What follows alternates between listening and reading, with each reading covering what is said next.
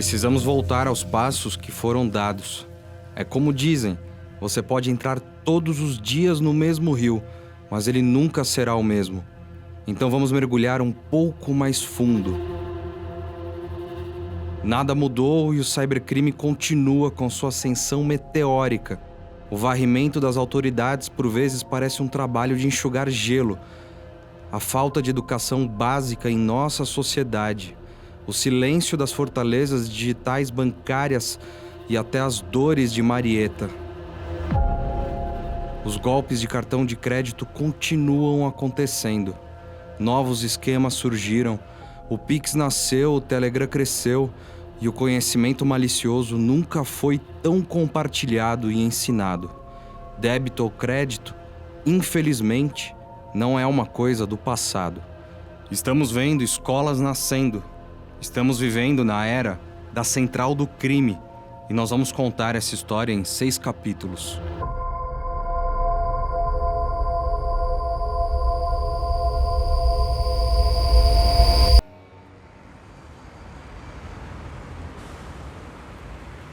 Eu nasci em São Geraldo, Minas Gerais.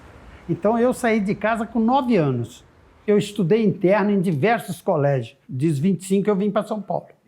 Eu trabalhei como contador uma parte. Depois de um determinado pouco tempo eu passei a auditor e aí fiquei na parte de auditoria até se aposentar. Então, mexer com dinheiro o senhor sabe? Dinheiro, papelada, contabilidade, número. Nossa, que só tem número na cachola, entendeu? E eu aposentei na semana que saiu a informática. Eles tinham até me escalado para fazer um curso em Belo Horizonte. Eu falei, não, eu vou aposentar, vou sair, vou largar fora disso. Cara, meu primeiro computador tinha 9 anos de idade, então sempre fiz curso de montagem e a programação entrou na minha vida faz uns 10 anos já. Então eu já trabalho com isso faz bastante tempo. Sou DBM. O que é DBM? É administrador de banco de dados.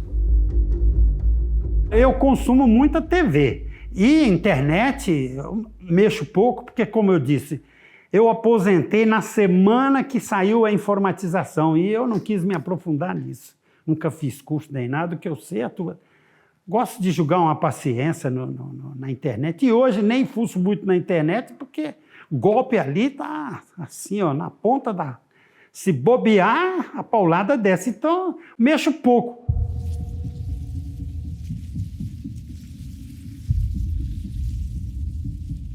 Nós estávamos aqui em casa, eu estava de saída para Itatiba, como era um plano de quase toda sexta-feira. Então, saindo, o telefone tocou, aí eu fui atender, aí a pessoa de lá disse, aqui é da central do Bradesco. Eu falei, pois não, infelizmente o senhor sofreu um golpe e a gente precisa orientar os senhores de alguma coisa. Eu falei, perfeito, vamos lá então. Aí ele disse, olha, o seu cartão foi clonado. Na verdade eu tava num show, já estava sem a carteira, só com o celular cadastrado, o cartão cadastrado no celular. Tava tirando foto, fazendo vídeo do show, mas eu sempre guardava o celular na bolsa de quem estava comigo. Eu usei o celular 2 vezes. A primeira vez quando a gente chegou, que foi para comprar os tickets para usar no bar, e a segunda vez foi quando já tinha acabado, eu tive que comprar mais. Comprei o ticket, era uns totens com pessoas que passavam seu cartão, e depois você retirava no bar o produto. No meio tempo de eu passar o cartão e chegar no bar, não sei se foi antes ou depois de eu pegar a cerveja, o celular já não estava mais no meu bolso. Aí ele deu o meu cadastro, mas de ponta a ponta. Eu falei, pô, e eu ali naquilo, eu estava de olho, era no carro com que eu ia sair daí a pouco. Aí ele, nessa conversa toda, ele me falou, pô, o cara tá sabendo de tudo. E eu falei, caramba, eu passei esse cartão numa máquina lá na Cubatão, o cara estava fazendo manutenção. Será que ele pegou minha senha lá? Eu apenas confirmei a senha, confirmei a conta, confirmei tudo. Aí ele falou assim, e pra gente cancelar esse cartão, tem algumas medidas. O senhor vai ter que fazer uma autorização. Agora o senhor vai anular esse cartão, o senhor corta o cartão em tantas partes, corta aquele selinho lá que é de segurança, tá? E o senhor vai colocar tudo isso no envelope que a gente vai mandar um motoboy retirar. Tudo bem.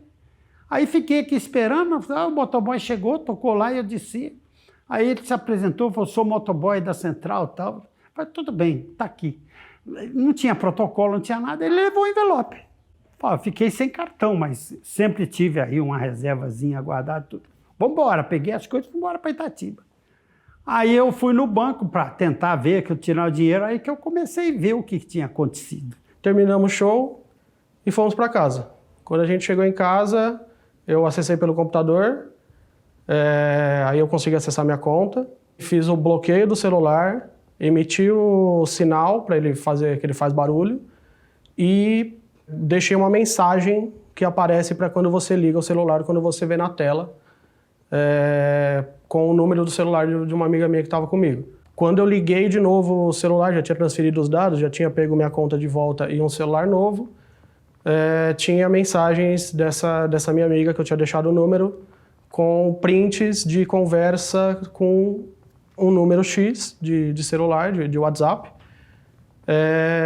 ele falando que tinha achado meu celular e que era para ela mandar para mim um link para eu achar o meu celular e encontrar essa pessoa. Mas era um site fake que pedia login e senha do iCloud. Quando você escrevia qualquer coisa, seja no e-mail, seja na senha, ele já abria e dava uma localização fake também. Então, claro que eu não coloquei a minha conta correta, e depois eu peguei o número e mandei mensagem para ver se era realmente a pessoa que estava com o meu celular. Quando a pessoa me respondeu, ela também falou que que ela foi roubar no mesmo lugar, então no mesmo show. Ele falou, então, ninguém entrou em contato comigo, simplesmente me mandaram esse link também e eu não acessei. Falei, beleza, sem problemas então. Quando eu fui no banco para tirar alguma coisa e vi que não tinha nada. Falei, não, senhor, aqui não tem nada, tá zerado aqui. Falei, caramba, mas em 5 dias, porque eu fiquei em Itatiba sexta, sábado, domingo, na segunda-feira a gente voltou, né? Na terça-feira eu fui no banco, eu falei, caramba, o que aconteceu? Daí eu falei, eu vou ter que ir lá na Vila Carrão.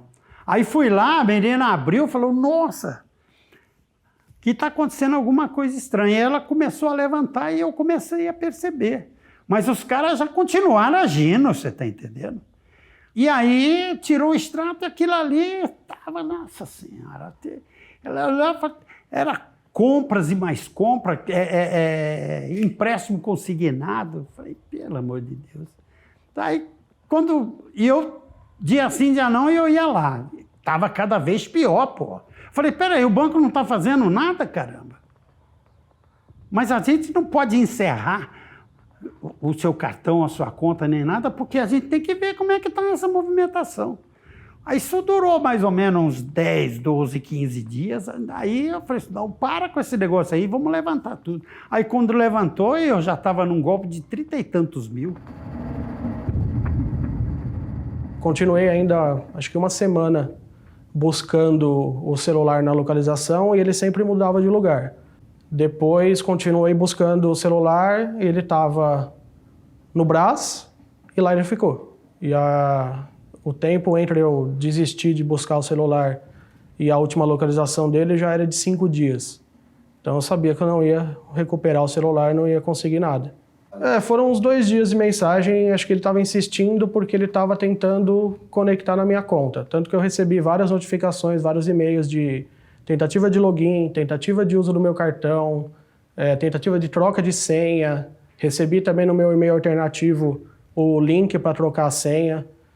Então, mas foi questão de 2 dias. Mas o número que eu tinha recebido do WhatsApp era de outra pessoa que também tinha sido roubada. Não sei, de alguma forma eles devem ter conseguido vincular o WhatsApp dele em outro celular ou no mesmo celular mesmo. Eu imagino que deve ter uma equipe, sei lá, umas 5, 6 pessoas. Deve ter gente que não participa do ato ali em si, mas é um lugar cheio. Você tá com 3, 4 celulares no bolso, dá para ver, né? Se as pessoas reparam. Então, ali dentro do show devia ter pelo menos umas 4 pessoas fazendo esse trabalho. E depois eles devem levar para algum lugar para fazer essa questão da pegar senha, pegar conta, tentar gastar no cartão da pessoa. E se não consegue, vira sucata, né? O que estamos vendo são 2 golpes diferentes operados por quadrilhas, ou melhor, associações criminosas.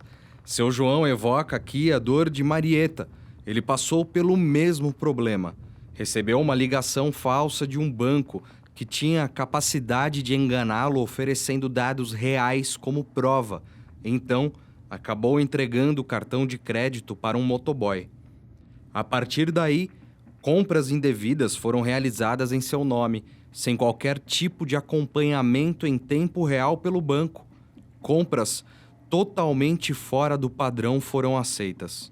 Já Adam passou por um problema que muitos jovens também passam: ser furtado durante um show ou uma diversão na rua. Só neste ato, não poderíamos classificar como um crime digital. O problema é que esse golpe escala e outro criminoso, em posse desse aparelho, parte para a segunda etapa do crime: o envio de links falsos e páginas de internet que simulam o espaço real para roubo de dados. A ideia é, obviamente, fazer dinheiro com acesso às contas bancárias após o roubo. Dessa vez, com o Adam, eles não tiveram tanto sucesso, restando o lucro da venda de um smartphone roubado. Seu João e Adam, e tantos outros, foram vítimas de uma central do crime.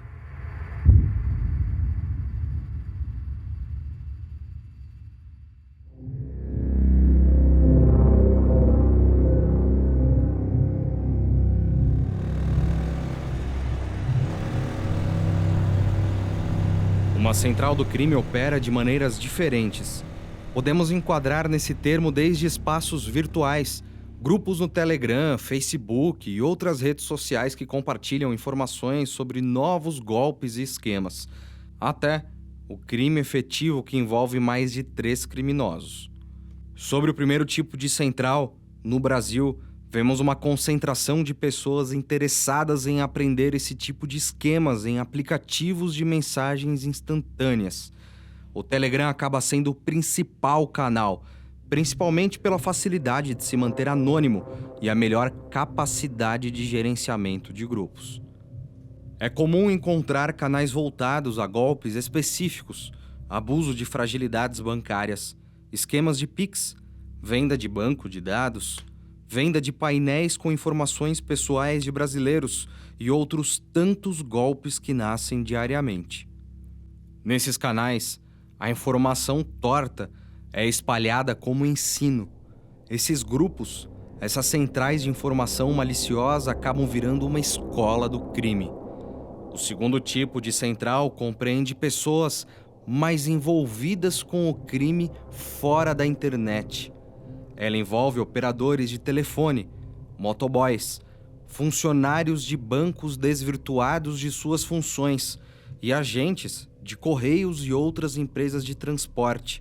Aqui, a central se caracteriza de modo mais material. Aqui é físico, palpável, e a lei também consegue se adaptar de modo mais claro. Se você me perguntar, você ama o que você faz? Eu amo e sou viciado nisso aqui. Salário é uma merda, desculpa o termo assim, mas aqui eu tô realizado. O pessoal pergunta assim, você trocaria para ser juiz, promotor, que ganha mais, tudo? Eu falo, gente, eu não troco. Tá aqui, você tá lidando diretamente com a população, com os problemas da população, isso não tem preço. Ser juiz, ser promotor, você vai lidar só com o papel.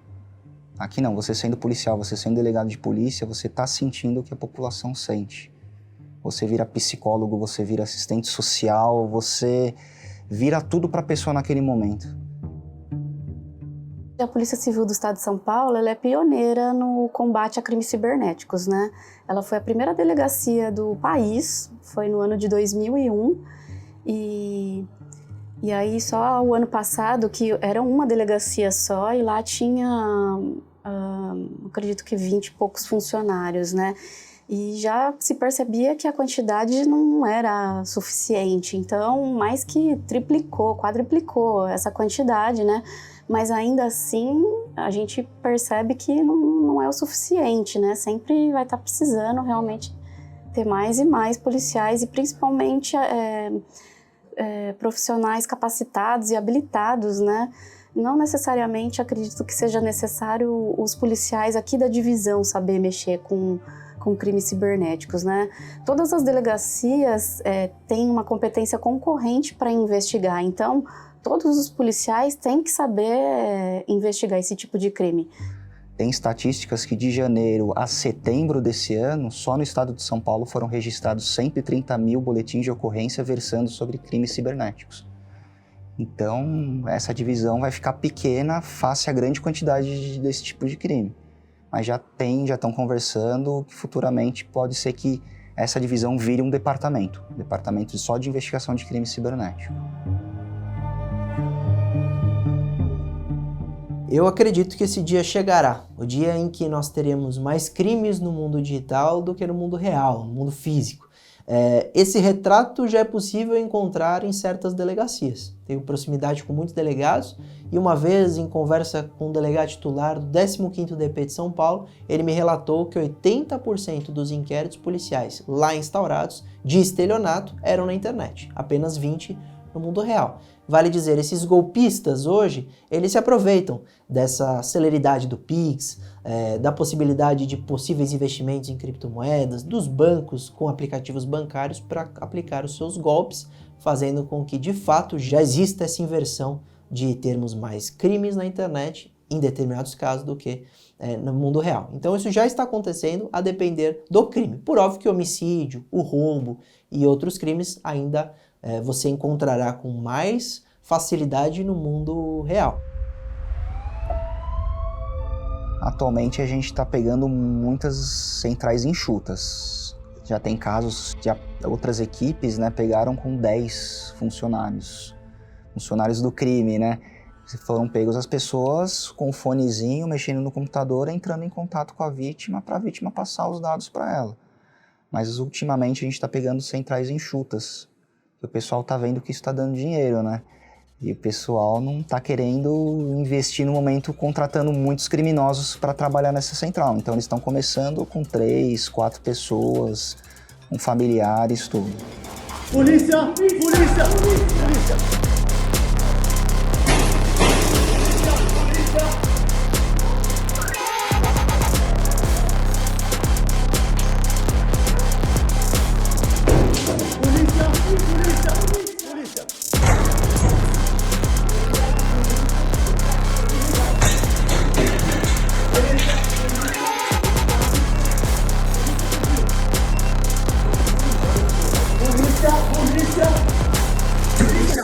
Polícia Civil, está comandado.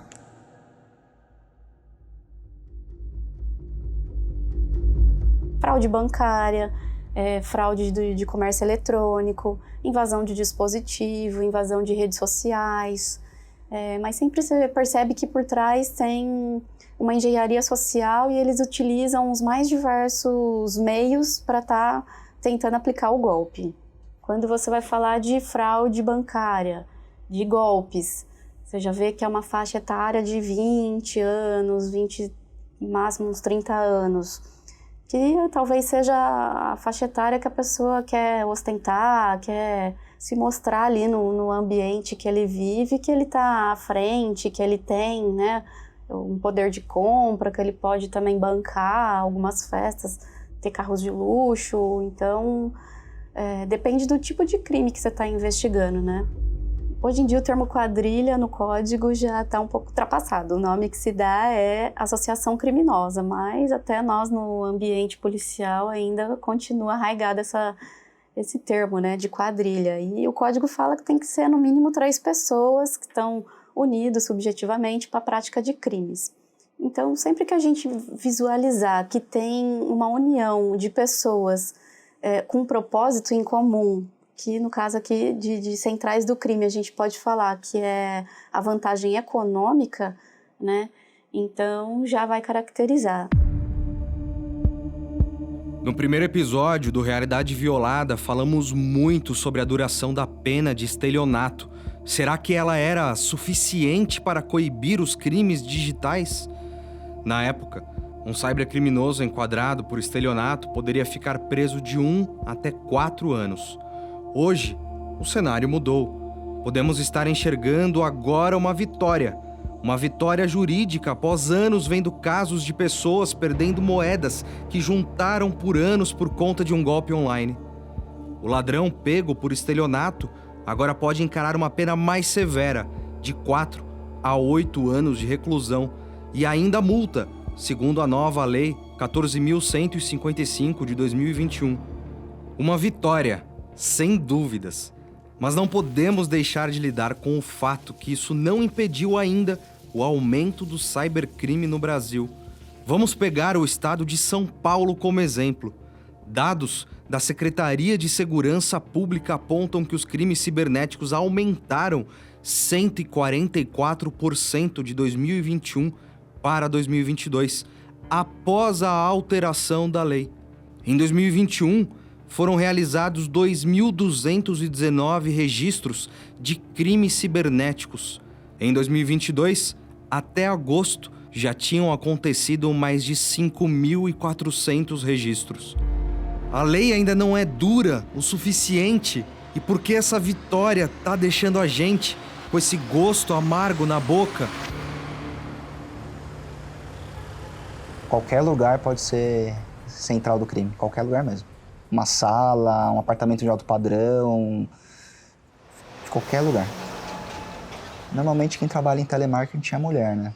E os criminosos também estão se aproveitando disso, contratando mulher que faz aquela leitura daquele script que está no computador e vai na cabeça da vítima, falando, convencendo-a a fornecer os dados sensíveis, como senhas, digitar a senha, né, no celular.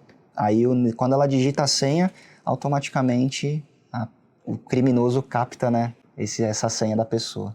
90% é uma conversa informal, assim, com um amigo seu, com um vizinho, que, putz, cara, eu vi num fórum da Deep Web, da Dark Web, como que monta uma central. Vamos ser sócio nesse tipo de crime aí? Eu sei como que faz tal coisa, tal. O cara, não, demorou, vamos fazer, tal. E vão pra cima, né? Vão praticar esse crime. Mas a gente já tem algumas investigações que apontam a participação de uma grande organização criminosa nesse tipo de crime, que atua nos presídios, né, de São Paulo. E estão atuando bastante, principalmente aqui na região central.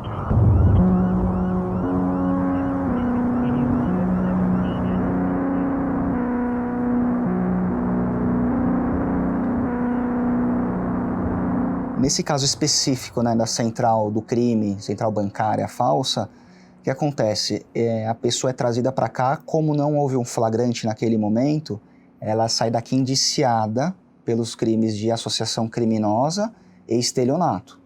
Ela praticou um crime de estelionato, porque ela convenceu a vítima através de engodo, né, se passando pelo funcionário do banco, para que fornecesse a senha para eles. Aí, nesse caso, responde por estelionato. Se tiver 3 ou mais indivíduos mancomunados, né, nesse crime, aí também se respondem por associação criminosa.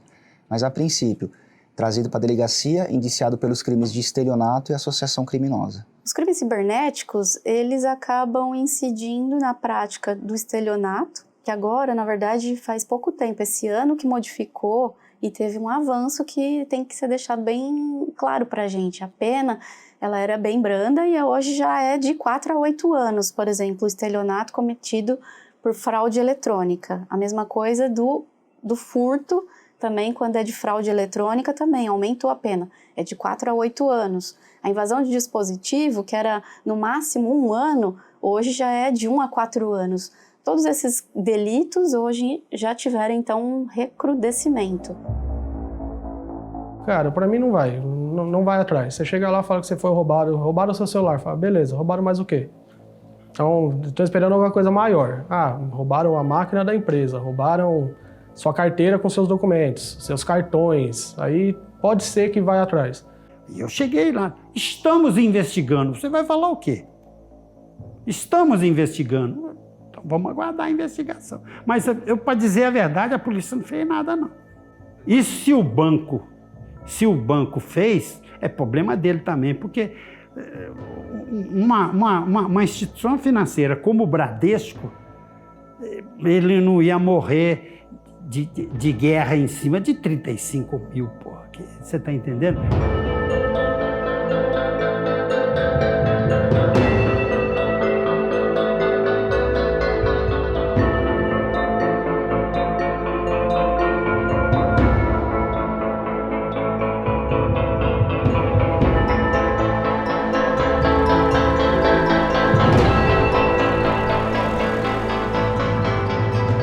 Encontrar uma pessoa que tenha trabalhado dentro de uma central do crime foi difícil. É um tipo diferente de pessoa, diferente dos carders que atuam realizando golpes de cartão de crédito. Aqui eles não costumam dar muito as caras, talvez pela ação criminosa envolver mais pessoas. Mesmo assim, encontramos um deles, Ozzy. Ozzy levantou um bom dinheiro dentro de uma operação que fabricava sites falsos de vagas de emprego. Essa mesma central também se planejava para realizar golpes de vagas no WhatsApp. Esses mesmos que temos visto em tantas notícias na imprensa. E isso significa algo muito pior. Existem golpes que você provavelmente nem imagina. A central do crime é muito mais ampla. Você pode ser pego até procurando um emprego.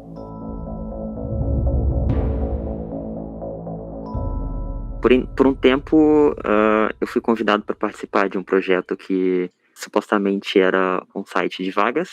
Até aí estava tudo bem, normal. E a proposta inicial é que a gente preenchesse esse site inicialmente com algumas vagas fictícias para conseguir atrair público antes de realmente começar a ter um negócio verídico. Só que não foi esse caminho que tomou. O jeito que a gente fazia essas vagas fictícias foi ficando cada vez mais avançado e a gente nunca partiu para uma plataforma real de empregos. Então, chegou um ponto que a gente chegou a manter mais de 20 sites ativos ao mesmo tempo. Eram sites que a gente não tinha esforço para fazer. Era basicamente criar um template, depois modificar as cores, modificar logo e fazer um site completamente idêntico aos outros 19 e publicar.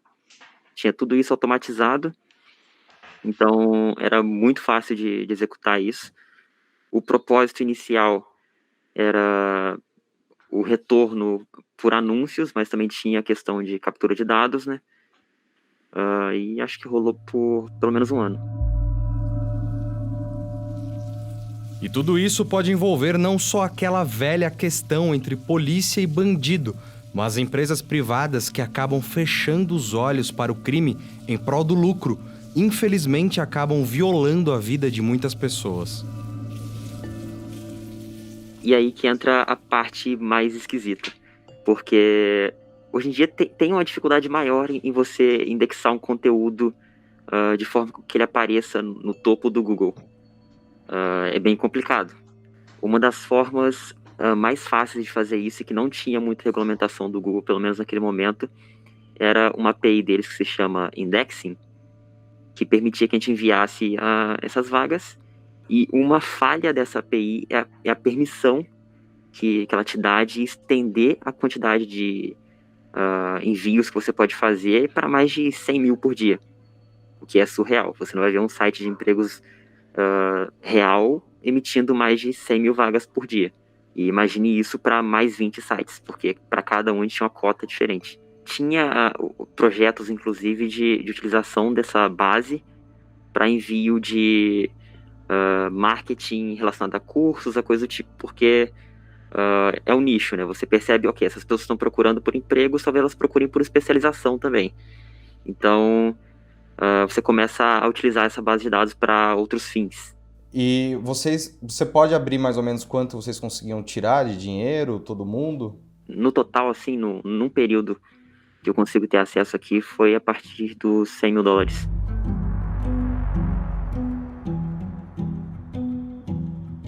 Eu diria que inicialmente era por causa da idade mesmo, porque quando eu participei disso, por um tempo eu ainda era menor de idade, E nessa área, acho que seria meio improvável conseguir alguma vaga em algo que fosse padrão, honesto. Se você utilizar a ferramenta de jobs do Google, é provável que grande parte dos sites que você encontra ali são sites que praticam esse mesmo tipo de esquema. Alguns fazem só a parte mais leve, que é simplesmente roubar a vaga de um site real e simplesmente linkar para lá. Isso aí não é ilegal, certamente, só indexação. Mas ainda assim você está, como é que se diz, se aproveitando do conteúdo do outro site para promover o seu. Vocês não chegavam a disparar essas vagas por SMS, WhatsApp, essas coisas, né? Era só indexação no Google. O WhatsApp teve projeto para fazer sim, não chegou de fato. E-mail teve. Cara, você nunca ficou com medo de ser pego pela polícia, alguma coisa? Ou você nunca sentiu essa apreensão? Não, porque parecia muito verídico. Essa que é a realidade. Porque tinha esse cuidado de não associar isso ao nome de nenhuma empresa, por exemplo. Eu não vou falar que a Coca-Cola está oferecendo vagas. E a pessoa nunca vai saber que ela foi enganada, nunca vai saber que caiu na fraude. O que vai acontecer é que ela simplesmente não vai receber resposta, na verdade. Ou ela vai começar a receber e-mails estranhos, mas ela não vai, talvez, relacionar as duas coisas. Caí como um patinho. Caí. Como muitos outros, depois que a gente viu em transmissão, caíram como um patinho. Eu caí no golpe do WhatsApp. Meu telefone ficou fora do ar. Nessa hora eu sabia que era um golpe. Levaram todos os meus eletrônicos, inclusive meu MacBook, que era meu instrumento de trabalho. Eles alteraram o e-mail, alteraram o telefone em questão de 3 segundos, 4 segundos. Vários números de WhatsApp usam a minha foto para aplicar golpes. Fui abrir a fatura do cartão e aí de repente tinha 2 compras lá que eu nunca tinha feito. Eu tive uma dificuldade muito grande de reaver esse dinheiro. Tem ali determinada brecha que permite que o golpe seja aplicado. Isso não vai acontecer comigo, né? Não vai, eu tomei todos os cuidados, eu verifiquei tudo. Fiquei me sentindo super burra, porque eu não sou uma pessoa burra. Eu acho que todo mundo que cai nesses golpes tem essa sensação. Eles já se intitulam como trabalhadores disso, é o trabalho deles, aplicar esses golpes. Eu me senti violado mesmo, assim.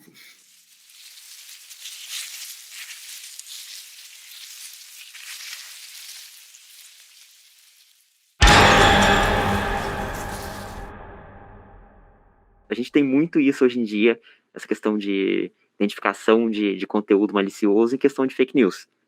A gente tem isso hoje, então a gente sabe que é possível que apliquem-se esses mesmos métodos numa questão como essa, para reprimir fraude. Você vê no Twitter também, por exemplo, a divulgação aberta de fraude. Você vê os famosos urubus do Pix por aí. Você vê gente criando vaquinha falsa. Não são golpes difíceis de você identificar. Nem mesmo a ferramenta automatizada teria dificuldade de identificar isso. Só que não acontece ativamente. Acho que esse que é o problema atualmente. Então seria, sim, uma questão com as grandes corporações. Os que eu lembro mais claramente eram de pessoas que não sabiam nem como mandar o currículo, por exemplo. Pessoas que gravavam vídeos e mandavam na inscrição. Isso era o que mais pegava. Que era algo mais pessoal, não era só um papel que eu estava vendo. Então realmente era terrível. Fora os e-mails que chegavam também. De gente que realmente acreditava naquilo. Você, vamos colocar entre aspas, entrou no cybercrime sem ter uma experiência de crime no mundo real. Uhum. Foi pura curiosidade mesmo. Você acha que as outras pessoas que você interagiu no cybercrime, elas acabam entrando no crime digital por causa da curiosidade também? Não. As pessoas que eu interagi nesse cenário não eram pessoas que estavam ali por curiosidade, ou porque viam alguma coisa além do crime naquilo ali, entende? Porque pra mim, eu era um adolescente e via aquilo como algo divertido, eu tô explorando uma coisa nova, eu tô aprendendo algo. Inclusive isso foi importante pra mim, eu diria. Eu comecei a ter esse olhar mais,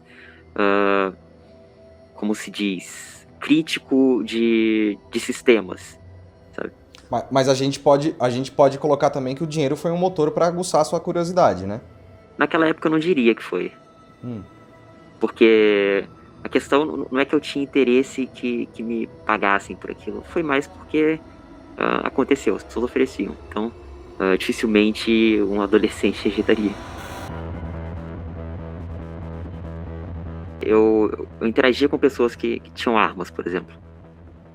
Eram pessoas que faziam ameaças de falar que iam cometer um crime na vida real mesmo, sabe? E a gente via que eles tinham a possibilidade de fazer isso. A gente tinha contato com pessoas que praticavam carding. Era gente que estava muito a fundo naquilo ali e praticava exatamente porque era um crime como qualquer outro para eles. Encontrei pessoas que não tinham remorso, não tinham pena de quem eles estavam enganando, porque costumam às vezes falar, a pessoa não vai ter problemas. Por exemplo, em questão de carding. É muito comum você ver que o cara fala que não, que ele está lesando a instituição financeira, não a pessoa. Entende? Tem gente que sente muita tranquilidade fazendo isso, não sente remorso e consegue direcionar a culpa para outra pessoa. E hoje você tem a consciência de que você lesou pessoas. Sim, exatamente. Porque eu sei que eu posso ter atrapalhado a busca de emprego de muita gente, porque, ok, eu já me cadastrei em 5 vagas nesse site, que eu não preciso me cadastrar em mais outras. Então eu posso ter levado uma pessoa a não ter conseguido o que ela queria no momento. E era uma época que realmente tinha uma taxa de desemprego altíssima, pegando o começo da pandemia, inclusive. Então, era uma situação terrível. Sobre a questão de repressão, eu acredito que não seja nenhum papel exatamente da polícia, mas sim das plataformas que fornecem espaço para que esses golpes sejam praticados. Então, por exemplo, você tem o Google. Eu tinha te dito no começo que ele liberava uma cota de 100 mil publicações por dia. Ninguém vai usar isso honestamente. O Google não quis gravar entrevistas sobre os casos citados por Ozzy e enviou um posicionamento. Abre aspas. Temos políticas robustas que delimitam a forma como pessoas e empresas podem anunciar produtos por meio do Google Shopping, incluindo a proibição de declarações falsas e promoções enganosas. Quando identificamos uma violação às nossas políticas, agimos imediatamente, suspendendo o anúncio e até mesmo bloqueando a conta do anunciante. Se algum consumidor suspeitar ou for vítima de golpe, oferecemos uma ferramenta para denunciar violações de nossas políticas. Fecha aspas.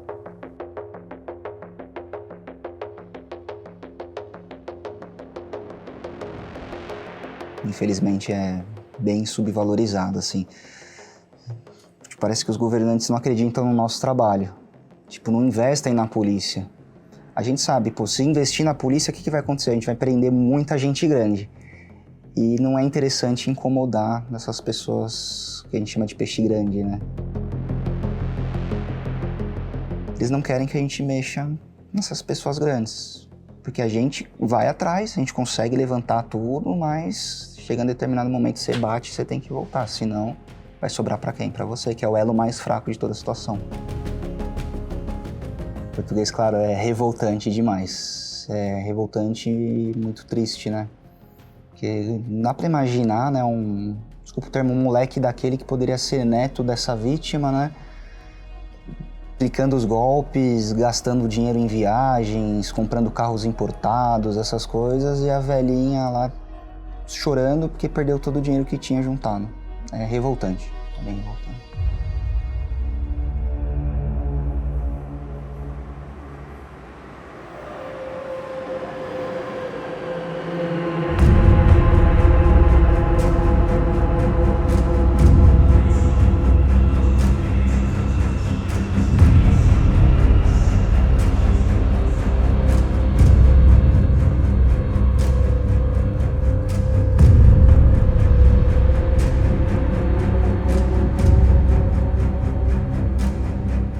Precisamos deixar isso claro. Uma central do crime opera em qualquer ambiente.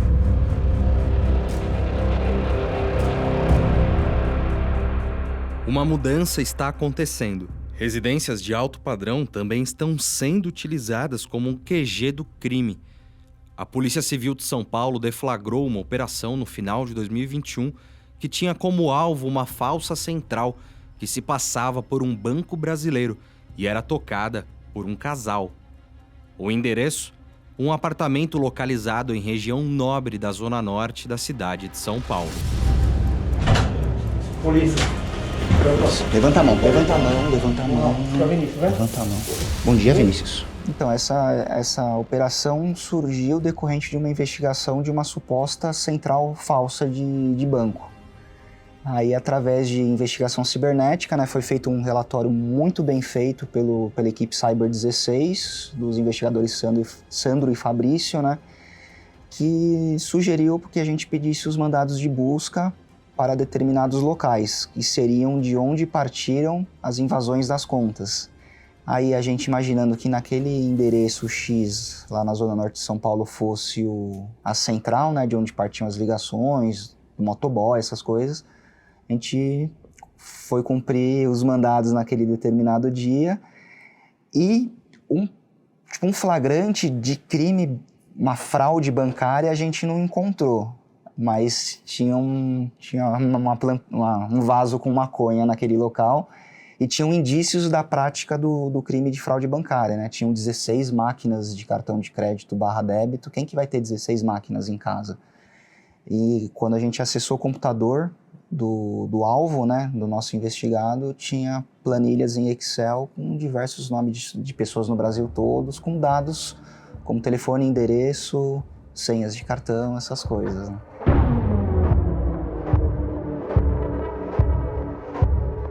No momento ele não estava praticando o crime, né? Por isso que não houve o flagrante por parte de um crime de estelionato, essas coisas. Na verdade, ele até nos surpreendeu ter sido naquele apartamento de alto padrão. Porque normalmente quando a gente estoura uma central do crime, assim, de falso banco, né, de telemarketing de banco, essas coisas, é em periferia. Normalmente são aquelas coabs no extremo leste de São Paulo, extremo norte. Mas esse caso realmente foi raro, nos surpreendeu. Hoje a gente percebe que o crime organizado tem muito a ver com as centrais do crime. E quando se fala de crime organizado, a gente já verifica que então tem uma hierarquia de funções que é bem mais estruturado. Então temos camadas de indivíduos que têm umas funções específicas e bem destacadas, né? Então a gente pode falar que vai ter a função do programador, depois a gente vai verificar que tem a função de quem controla a área financeira, vai ter quem presta as contas. É um pouco similar do que a gente verifica na associação criminosa, mas aqui é muito mais complexo, elaborado e também tem que ter um pouco mais de pessoas envolvidas. Dentro da Polícia Civil ou da Polícia Federal, existem policiais muito competentes na área dos crimes cibernéticos, muito especializados e fazem um trabalho impecável. O problema é que a quantidade de crimes na internet ela é enorme, gigantesca, na maioria das delegacias no Brasil. E nós não temos a mesma quantidade de policiais, muito menos de especializados. Vale dizer, em São Paulo nós temos a especializada, mas em diversos estados no Brasil não há essa delegacia. E aí poderia carecer de um conhecimento técnico do próprio policial ali presente, mas principalmente, um cenário unânime no Brasil, é a falta de mão de obra. Com relação à possibilidade de uma central do crime, esses grupos criminosos, isso é uma realidade muito grande na internet. Os próprios fóruns, alguns na Deep Web, são centrais de praticamente escolas do crime. E vários outros aplicativos de comunicação privada também servem para esse tipo de influência para aqueles que desejam cometer crimes na internet. Isso ocorre também com aqueles chamados antigamente por quadrilha ou bando, que hoje, pela lei, após 2013, é denominado de associação criminosa. Então, 3 ou mais indivíduos se unem para cometer determinado crime. Esses que não há, de fato, uma estrutura como uma organização criminosa, como uma facção.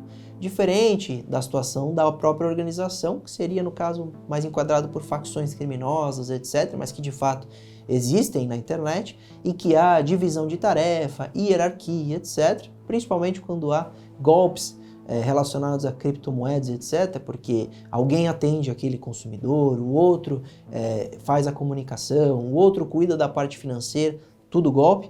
Esses que estarão sujeitos quando enquadrados na situação da organização criminosa de pena de reclusão em até 8 anos. Então, além do crime, eles poderiam responder por associação ou organização. A diferença da associação é uma união simples de 3 ou mais para cometimento de crime. Organização é uma união elaborada com divisão de tarefa, aí sim também para cometimento de crime e com a pena muito mais severa. Mas não é sempre que as coisas funcionam para a polícia. Uma investigação sobre uma falsa central do crime, que também atuava com ligação telefônica, fez as equipes saírem durante a madrugada para Alphaville, no interior de São Paulo, e encontrarem uma casa vazia. Casa não, uma mansão. Sim, os envolvidos no esquema moravam exatamente nesse endereço. Uma vida de alto padrão, de luxo. O alvo foi certo, mas a polícia não chegou a tempo nesse caso e os suspeitos acabaram se mudando.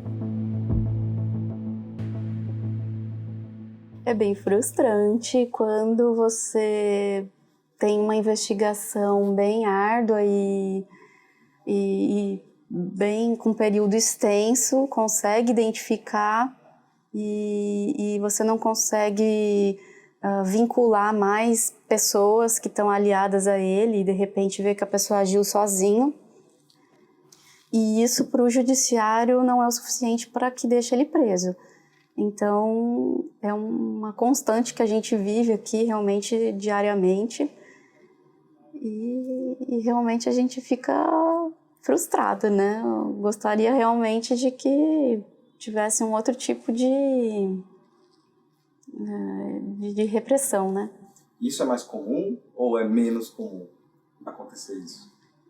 É mais comum você verificar no final que não teve uma condenação e que ele realmente vai responder em liberdade, vamos dizer. O policial, então, ele tem que aprender a conviver com a frustração?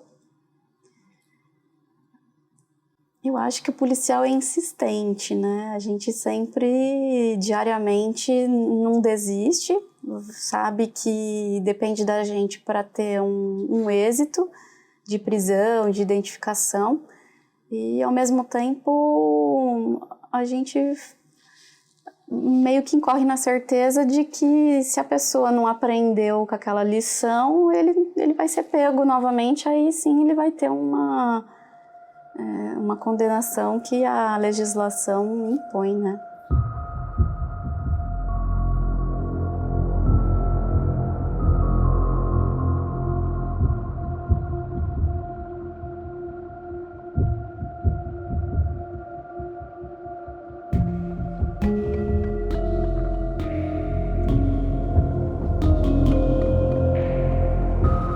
Você percebe como nós vivemos em uma sociedade violada?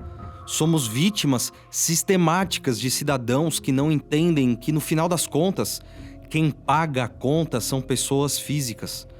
Essa cadeia de dor envolve a nossa sociedade. Profissões são montadas especificamente para aliviar essa sangria. Sistemas são desenvolvidos exatamente para estancar esses cortes. Vítimas, cidadãos, vítimas, equipes de segurança, vítimas, familiares de violadores. Vítima, a nossa realidade.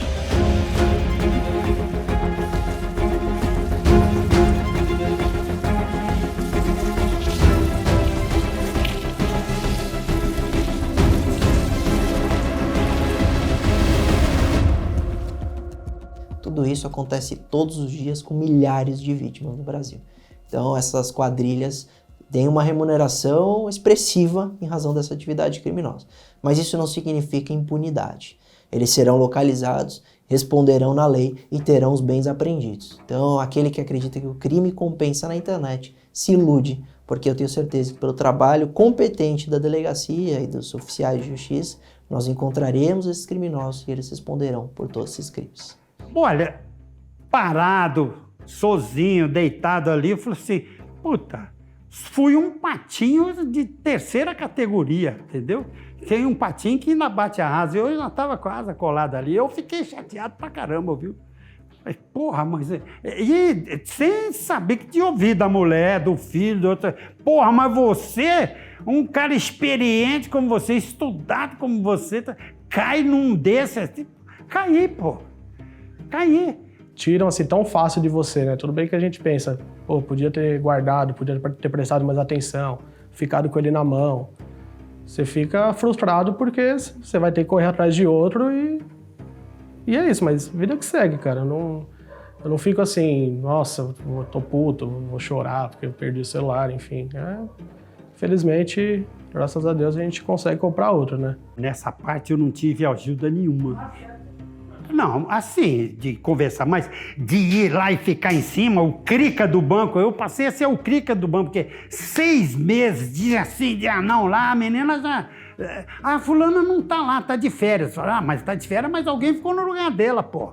Chega, seu João, eu vou ter que me entrosar nisso aí pra conversar com o senhor. Falei, tá bom, eu te dou pra você conversar, eu volto depois, pô. Mas isso aí devia estar bem claro aí, porque não é a primeira vez que eu venho aqui não, pô. E aí foi, e até o dia que...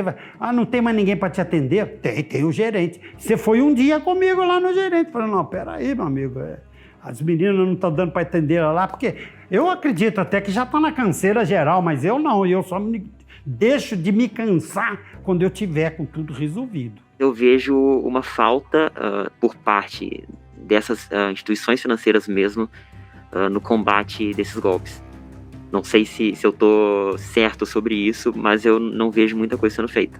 Porque eu consigo encontrar golpes desse tipo que ficam ativos por muito tempo, o domínio tá lá intacto. A gente sabe que não é muito complicado você criar um canal entre esses fornecedores de domínio e servidores para ter uma repressão mais rápida desse tipo de golpe.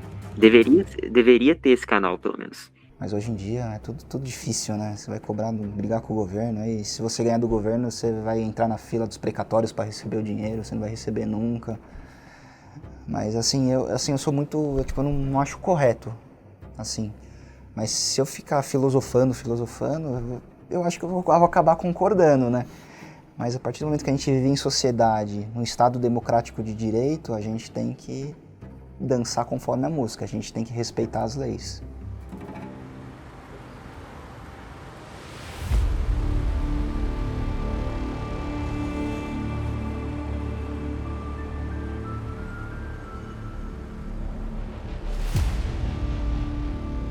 Seu João conseguiu boa parte do dinheiro de volta após meses de insistência e dificuldades impostas por seu banco. Adam conseguiu comprar outro telefone e, felizmente, não caiu no golpe de mensagens falsas. Os delegados Vitor e Nayara atuam na divisão de crimes cibernéticos da Polícia Civil do Estado de São Paulo. Ozzy, hoje, estuda para entrar no mercado de cibersegurança e não pratica mais crimes digitais. A produção do Realidade Violada entrou em contato com os bancos Nubank, Itaú, Caixa, Banco do Brasil, Bradesco e Santander para a gravação de depoimentos e explicações de medidas de segurança para os clientes. Todos os bancos citados negaram entrevista ou não responderam o contato.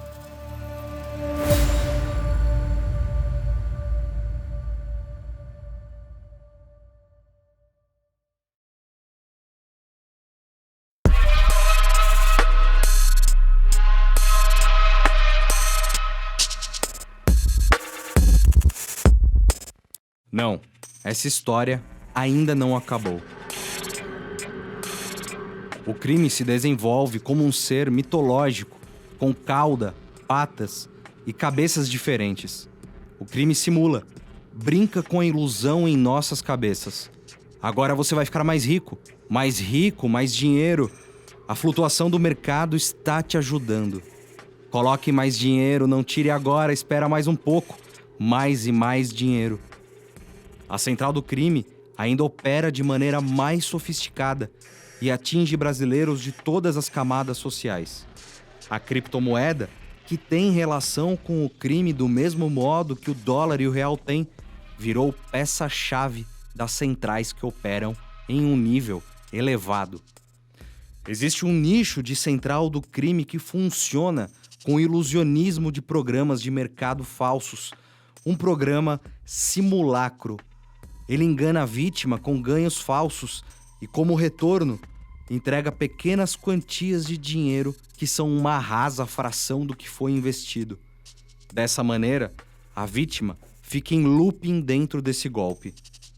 Uma dessas centrais do crime se chama Nixie, uma corretora falsa que tem como endereço São Vicente e Granadinas, no Caribe, e atendentes que operam supostamente do Canadá. O site da Nixie é praticamente perfeito para quem busca entrar no mundo do investimento de criptomoedas. O software fornecido pela empresa simula ganhos e a vontade de ganhar é alimentada a todo instante pela empresa. Tudo acontece como um jogo perfeito, no qual você só ganha. Mas isso é uma quimera.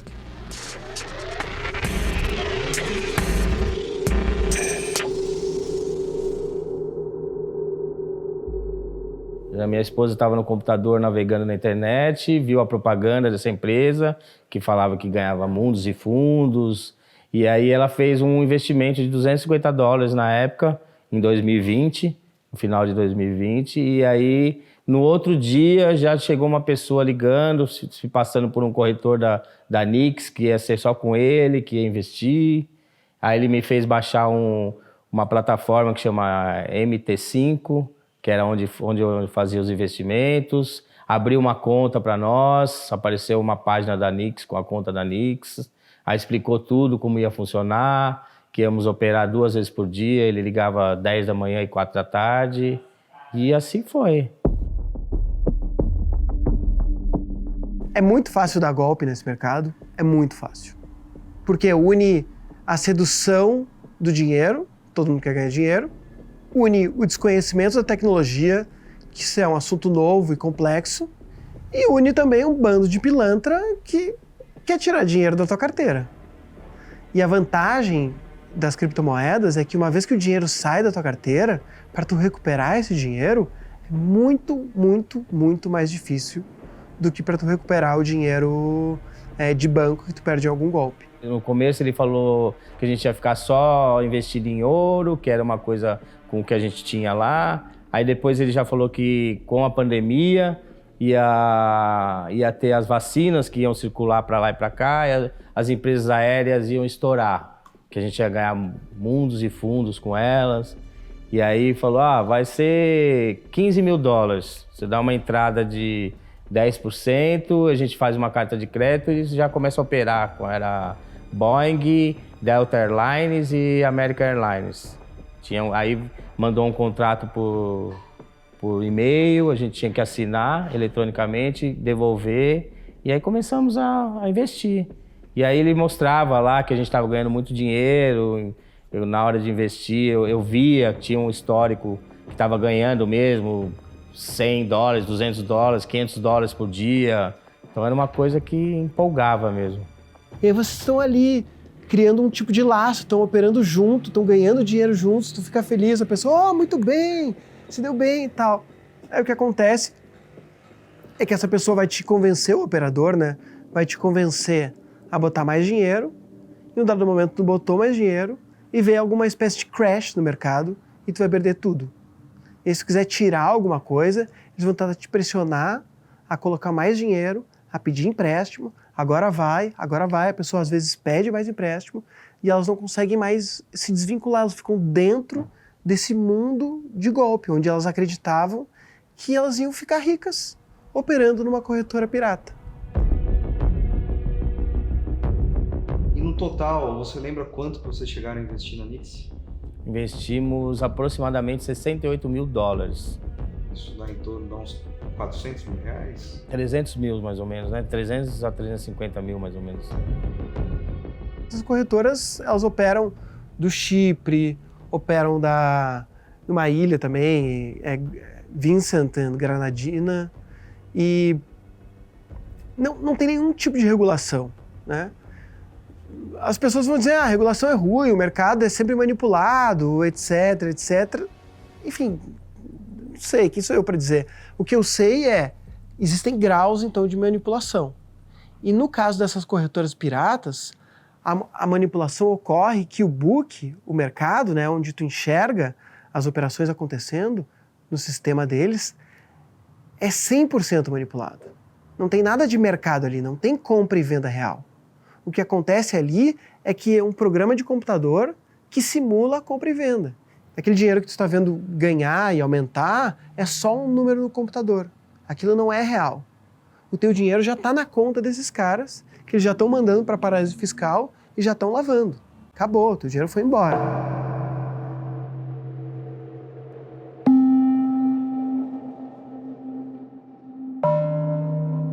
O Tecmundo entrou em contato com a operadora Nixi, que obviamente não respondeu às mensagens por e-mail, chat ao vivo e ligações.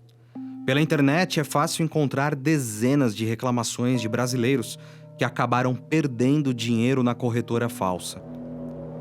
Todos os contatos de registro do site da Nixi levam para um endereço laranja na Islândia.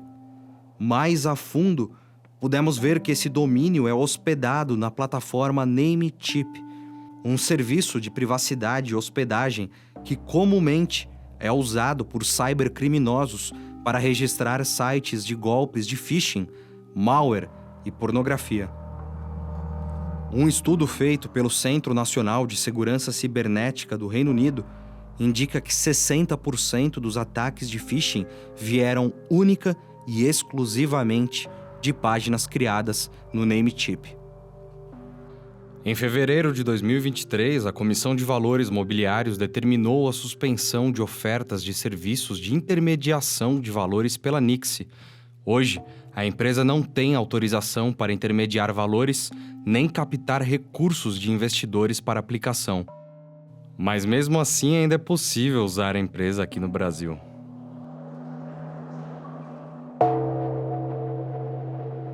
Isso me causou uma grande suspeita de tudo ser fraude.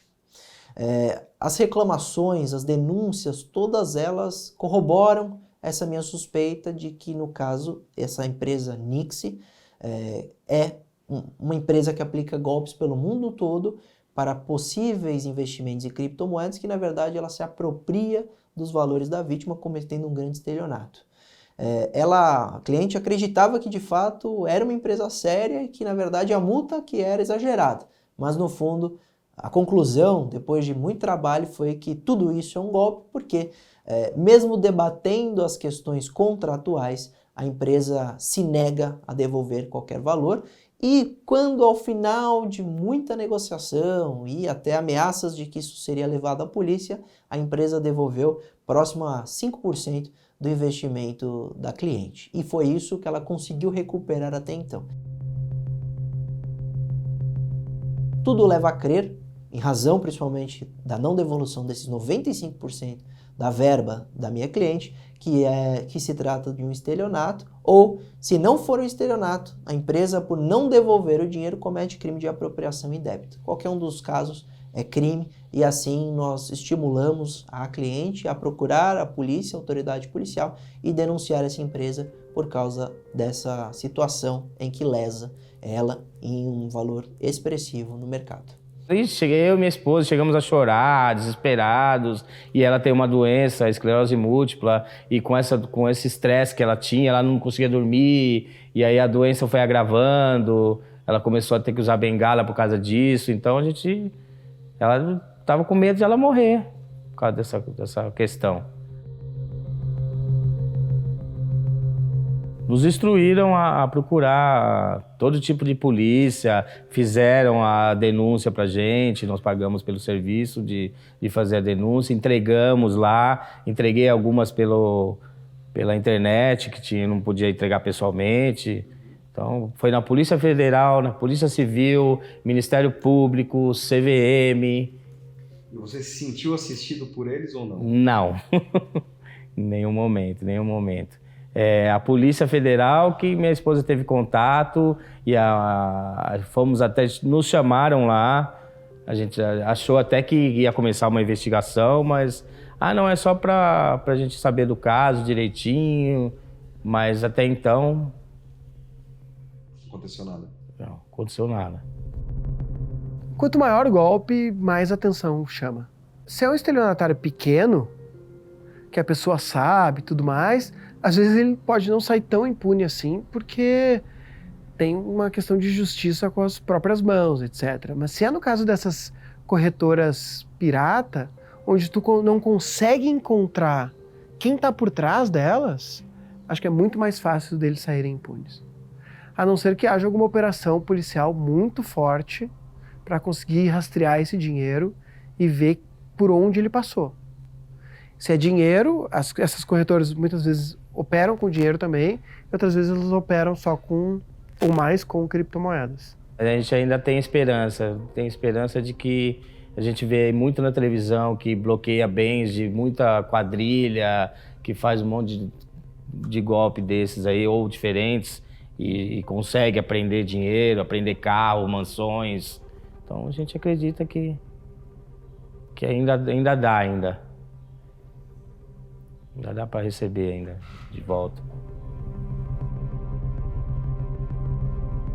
Tenho fé em Deus. Na justiça a gente espera que sim, né? Mas tem que ter, né? Tem que ter fé para não desesperar, né? Fé e esperança nunca morrem, né?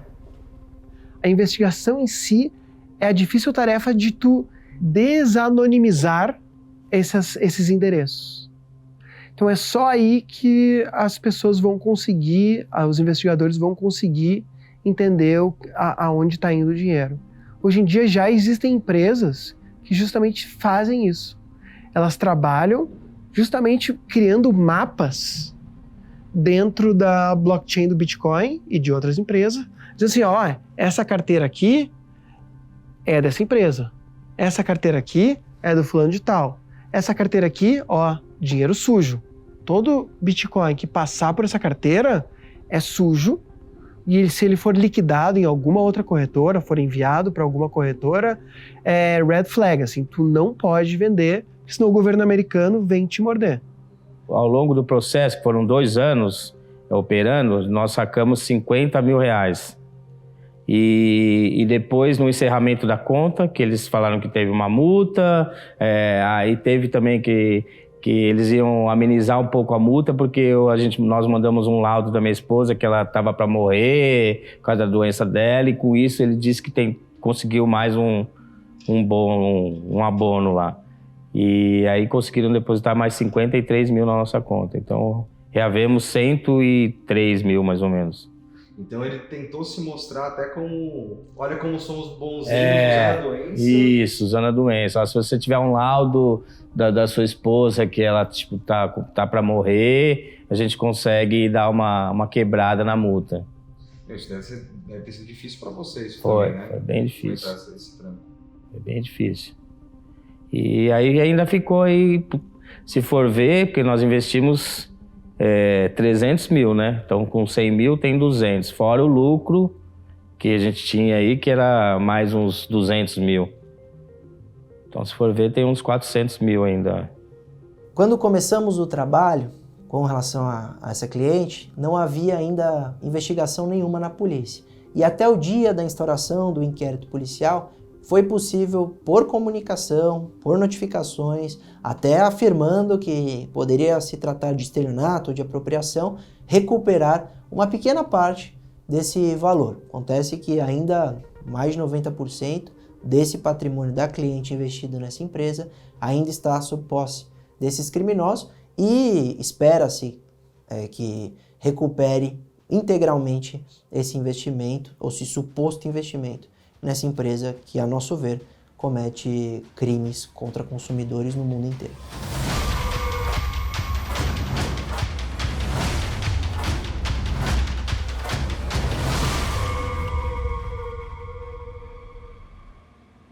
Ao longo dos 2 últimos episódios de Realidade Violada, Nós acompanhamos juntos como operam os golpistas de cartões de crédito e as centrais do crime.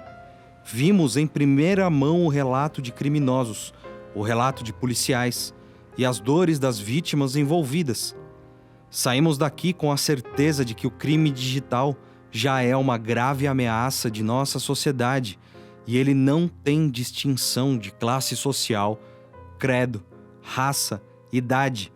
Para o bandido, é um crime quase sem vítima. Para o Estado, um crime que talvez ainda não valha o investimento necessário. Outra certeza que temos: o cybercrime também nos machuca e muito. O Realidade Violada talvez tenha chegado ao seu fim. Mas o que nós podemos fazer para mudar o curso dessa história?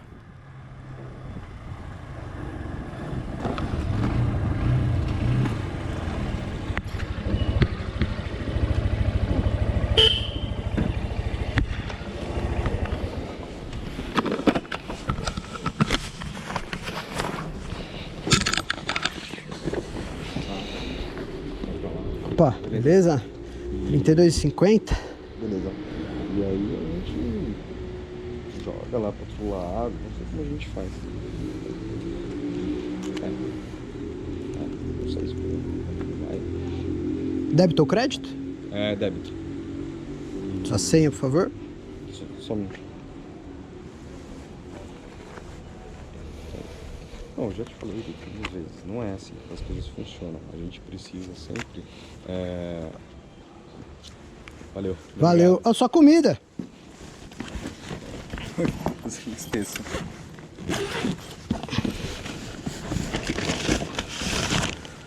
Valeu, boa noite. Obrigado, bom trabalho.